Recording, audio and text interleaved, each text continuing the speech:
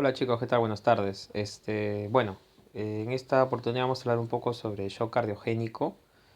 Aquí lo que les he hecho es un breve resumen. En realidad el resumen completo digamos el Word completo todavía está en trabajo, pero creo que este es lo más importante de cara a conceptos que tiene que ir fijando, ¿no? Cuando nosotros hablamos de shock cardiogénico, lo primero que tenemos que hacer es definir qué cosa es shock. ¿No? Pues para luego dar el apellido de cardiogénico. Y shock se define básicamente por dos criterios importantes que son el de hipotensión sostenida, que lo tienen aquí en esta parte de aquí, la hipotensión sostenida, que se define como una presión sistólica menor a 90, generalmente por más de 30 minutos, una caída de la sistólica más de 30 milímetros de mercurio por más de 30 minutos, o la necesidad de vasopresores para mantener una sistólica mayor a 90, ¿no? Esta hipotensión sostenida, que tiene que ser sostenida, no cualquier hipotensión define shock, se asocia a hipoperfusión, que la podemos dividir también a su vez en criterios clínicos de hipoperfusión y criterios bioquímicos, ¿no? Los criterios clínicos son, ya ustedes los conocen, siempre yo lo digo como piel, riñón, cerebro. Piel, frialdad distal, llenado capilar más de 2 segundos, piel fría. Riñón, es decir, origuria, que en realidad esto ya lo vamos a objetivar pues en un monitoreo continuo, y cerebro, alteración de conciencia, ¿no? Obnubilación. Y los criterios bioquímicos, que básicamente son dos: el aumento del lactato por encima de 2 y la saturación venosa central, que en realidad debería ser la saturación venosa mixta, que es la más exacta, que debe ser menor al 65%. A esta definición de shock en general, ustedes le agregan dos criterios importantes para hablar de cardiogénico. Uno es que tiene que haber aumento en la presión de llenado del ventrículo izquierdo, que se definen básicamente como una presión diastólica final del ventrículo izquierdo mayor a 15, para algunos textos, para otros 18, y que clínicamente esto lo vamos a objetivar con congestión pulmonar, como le pongo aquí. Y en el caso del ventrículo derecho, si es que pues, se trata de aumento de las presiones de llenado de ese lado, se expresa como una presión diastólica final del ventrículo derecho, que en general sería pues la presión de la aurícula derecha, mayor a 10 e incluso por encima de 15. Entonces yo necesito exactamente pues medir mediante un catéter de Swan-Ganz o un cate derecho estas presiones de llenado. Básicamente clínicamente yo lo voy a objetivar en el caso que sea izquierdo, que es lo más frecuente, y me adelanto a decir de que la cosa más frecuente de shock es el infarto de miocardio, es la presencia de congestión pulmonar. Entonces la presencia de congestión pulmonar me dice que el capilar está elevado. Y el otro criterio para hablar de cardiogénico es que tiene que haber reducción del índice cardíaco, ¿no? Que se define como un índice menor a 1,8 sin soporte y menor a 2 o 2,2 con soporte. Cuando uno maneja el shock cardiogénico tiene que tener objetivos, y obviamente estos objetivos son basados ya en el monitoreo hemodinámico que se haría pues en el contexto de un paciente que tenga un Swan-Ganz. Pero más o menos la idea es mantener al paciente bien perfundido y manejar la congestión pulmonar. De todas maneras, pues aquí les coloco los criterios de la guía germano-austriaca del 2012, que considero que a pesar de que esa guía ya no está en vigencia, pues sus criterios hemodinámicos todavía se mantienen como para hacer un monitoreo adecuado del paciente, ¿no?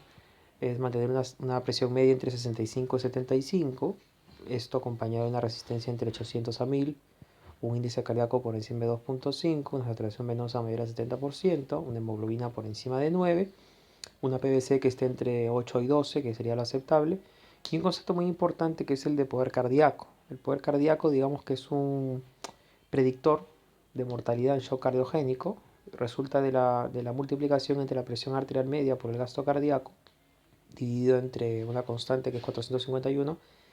Si lo multiplicamos por el índice, pues sacaremos el índice del poder cardíaco, y sabemos pues de que este, si es menor, ahí es menor, bueno, ahí mayor porque es objetivo tener por encima de 0,4, pero menos de este valor ya nos está hablando de que el paciente pues tiene un muy mal pronóstico, ¿no? Gasto urinario, que tiene que ser por encima de 0,5 cc kilo hora, eso ya lo sabemos en general. Un pH no acidótico y una frecuencia cardíaca por debajo de 110.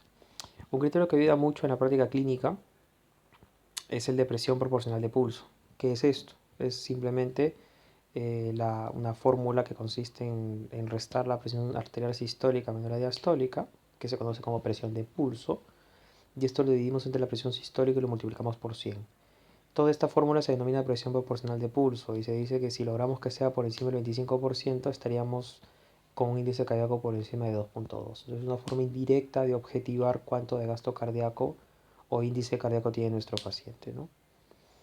Luego lo otro importante a destacar es, y voy a bajar un poquito, porque lo importante está aquí, donde dice la definición de shock cardiogénico refractario, pues hay múltiples definiciones. En realidad, como la causa más frecuente de shock cardiogénico es el infarto de miocardio, eh, generalmente ustedes van a encontrar la definición de shock cardiogénico refractario en los artículos o revisiones que hablen de asistencia circulatoria, sobre todo las de corta duración, ECMO, Impella, Tandem Heart.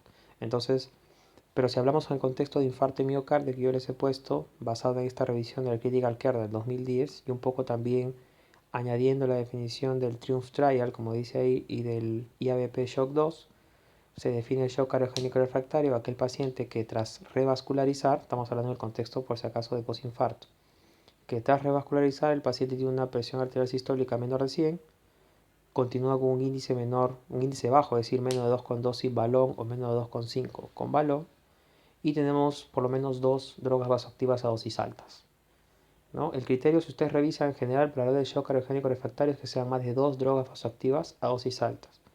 Pero digamos que una forma práctica de valorar, digamos, desde el punto de vista de dosis de estas drogas es usar el score inotrópico, que usted lo puede ver ahí, que es la sumatoria en promedio de las drogas que usamos. Una forma práctica se las pongo abajo, sería la dosis de dobudopa más la dosis de noradrena multiplicado por 100. Si esto da más de 40, ya es un score inotrópico alto y eso pues justificaría ya catalogarlo de refractario. En realidad el objetivo de catalogar un paciente como refractario ya nos indica que el paciente sería candidato a un soporte mayor, en este caso los dispositivos de asistencia circulatoria pues de corta duración. Aquí como pueden ver también les he puesto la definición del IABP Shock 2, que son 3 criterios fundamentales. Es un paciente que después de haber reperfundido, después de haber revascularizado, el paciente continúa con una presión sistólica menos de 100 e incluso ponen dosis, ellos ponen dopa más de 7 o dosis equivalente de nora, que sería 0,15 en promedio de noradrenalina o más, un índice cardíaco bajo, menos de 2,2 sin balón, menos de 2,5 con balón, y que persiste el capilar por encima de 15 e incluso la necesidad de ventilación mecánica después de haber tratado la arteria responsable del infarto. Finalmente, la definición de pre-shock, que es otro de los puntos que también se pregunta y pues es necesario conocer. Si nosotros definimos pre-shock como parámetro clínico, básicamente es un paciente que en teoría está clínicamente estable, solo que ya algo de frialdad distal puede manifestar. Desde el punto de vista práctico, el pre-shock es aquel paciente que está hipoperfundido, pero no hay hipotensión todavía franca. Más bien el paciente está con tendencia a taquicardia y oliguria.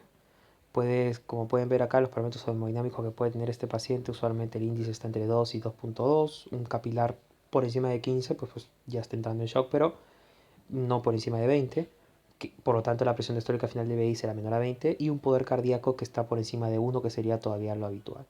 Si está con vasoactivos, que probablemente no lo esté, pues estará a bajas dosis. Entonces básicamente eso es como un breve resumen de algunos conceptos de shock cardiogénico. Vamos a tratar de subir un poco más de videos, tal vez con diapositivas también, para ampliar estos conceptos. Muchas gracias.